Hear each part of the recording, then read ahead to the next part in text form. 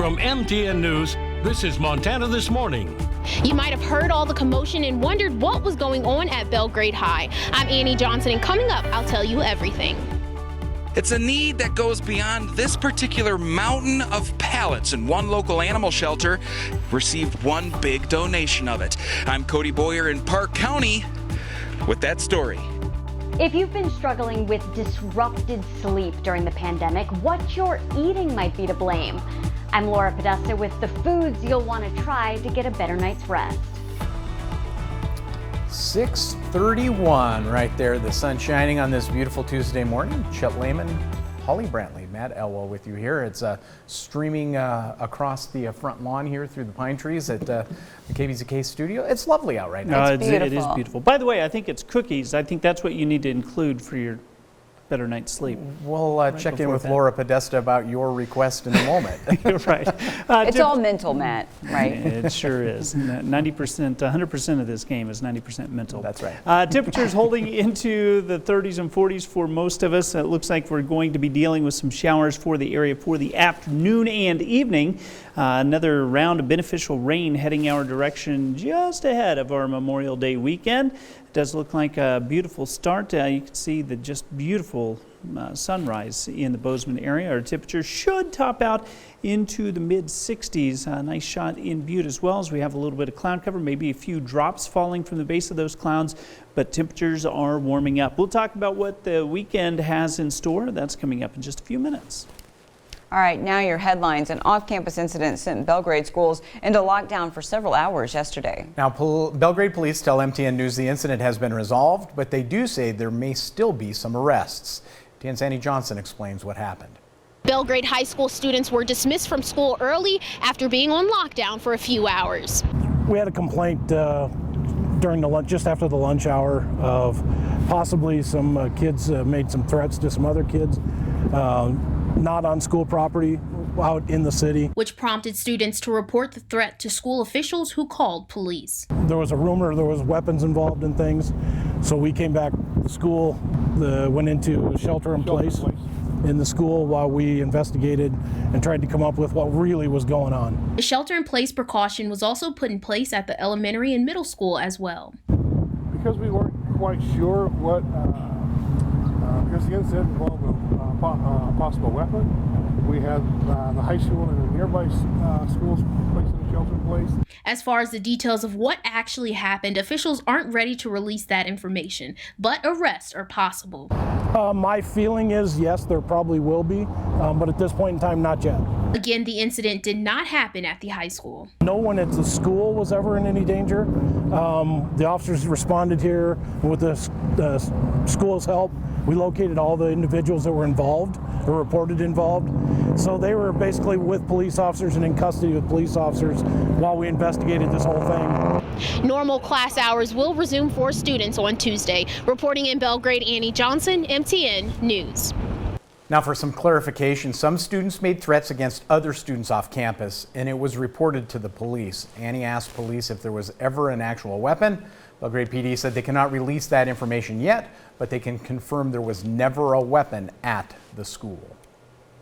Well, yesterday was the official grand opening of the Main Street Market inside the OSBORNE building in downtown Bozeman. Remember, the lot has been vacant since 2009 after a natural gas explosion leveled the building and left one person dead. The new building will bring new local restaurants, retail, commercial spaces, and private office suites. Charlotte Durham with the Main Street Market says the new downtown shop is a cafe, bodega, and wine bar all in one.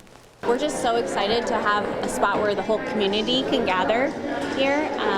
I think a lot of us know what happened in this space, and we're just so excited to see it filled and have a building where the public can access all 3 floors that we have going on. So it's definitely an amazing day. And next month, downstairs in the OSBORNE building, a restaurant called Happy Box is slated to open, offering Asian street food from different countries as well as karaoke rooms. That's awesome.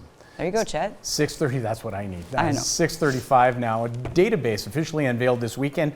The University of Montana will help find missing and murdered Indigenous people. With a website created at Blackfeet Community College and an accompanying database for cold cases, it's hoped that there can be more information put out faster and have better success solving the crimes. The director of the MMIP in Montana, Drew Landry, says the name of a missing loved one gets put in and immediately an email goes to Blackfeet law enforcement. Database organizers also help walk through the process of filing a missing person report. Database was made possible in part thanks to the sister of Ashley Loring Heavy Runner to raise awareness about Ashley's disappearance from the Blackfeet Reservation back in 2017. Well, now the story Matt's been waiting for. Millions of Americans have been struggling with disturbed or interrupted sleep during the pandemic. But if you're counting an ever-increasing number of sheep at night, you might want to look at your diet. CBS's Laura Podesta checks the grocery list for foods that may help you get your Z's. Yoga instructor Bethany Lyons has a lot on her plate. She launched her own company during the pandemic, teaching online classes daily. She says healthy snacking is a must. I eat raw almonds, I eat roasted almonds, I eat salted, unsalted, any kind of almond that there is. Those nuts may also be helping her sleep at night. So you're a deep sleeper. Do you think your diet contributes to that?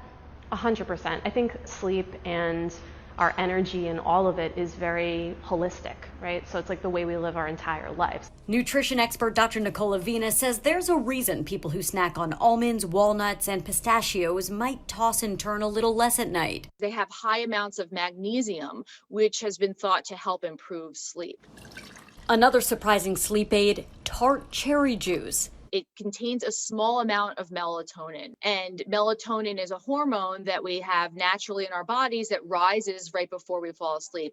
Michael Tanney says he drinks cherry juice a few times a week after dinner. If I have it at night, I have no issues falling asleep, which is not always the case with other fruits or juices because of the sugar. Turmeric, the key ingredient in golden milk, is known for its anti-inflammatory properties, which are associated with good sleep. Alcoholic drinks, which might make you feel sleepy at first, can disrupt your REM cycles. Besides ditching alcohol, experts recommend cutting off caffeine after 4 p.m. and avoiding high-fat or heavy meals before bed.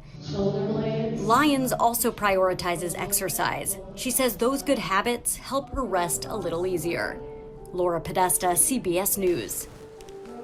Now, one lesser known food that may hurt your sleep, those are tomatoes due to their high acidity content. Meat and cheese pizza are also bad. I mean, really? They contain higher levels of the amino acid triamine, which makes you feel alert. And I can totally attest to the melatonin and magnesium that works. Nothing mentioned about cookies, so I think Matt's okay. Or if my mom's watching jalapenos, that's her go-to? She eats nachos like every day. Oh, there you go. There you go. Live and learn.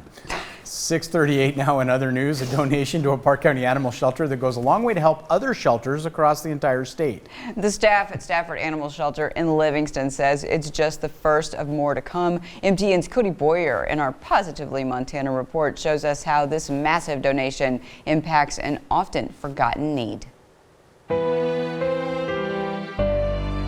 When it comes to rural areas in the state of Montana, there are many of those. And also in the state of Montana, many people have pets. With a donation of this size, you can see just how much of a difference one donation could make. 25 pallets of food stacked 6 feet high, thousands of pounds of food. It's a fact that the folks at Stafford Animal Shelter in Livingston know well. Whether your pet has fur like Lando or quills like Gus the Hedgehog, they need food.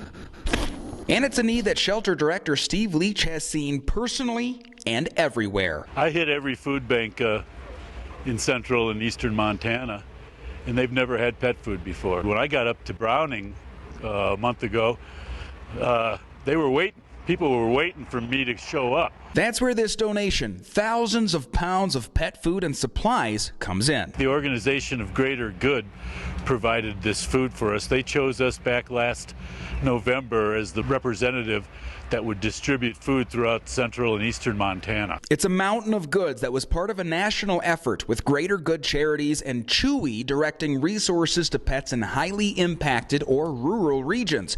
Pallet after pallet filled the shelter's parking lot. It's unprecedented because Greater Good chose us. And word spread fast. That mountain was almost completely gone in less than 24 hours. hours. It was a frenzy. It alleviates such pressure on us to try to help everyone in our community and around our state, and we partner with so many rescue organizations on Indian reservations and smaller organizations that can't afford to always buy food. When I arrived with little Gustafer in tow, the shelter's rescue partner, Help Every Pet of Hardin, was picking up some of the load. We joined them to help, loading up food and supplies for the pets of the Hardin Reservation that does not have a shelter of their own. Leach says 67% of Montanans have pets, many of them living in places that are far from pet stores, and others without the same means to buy enough regularly.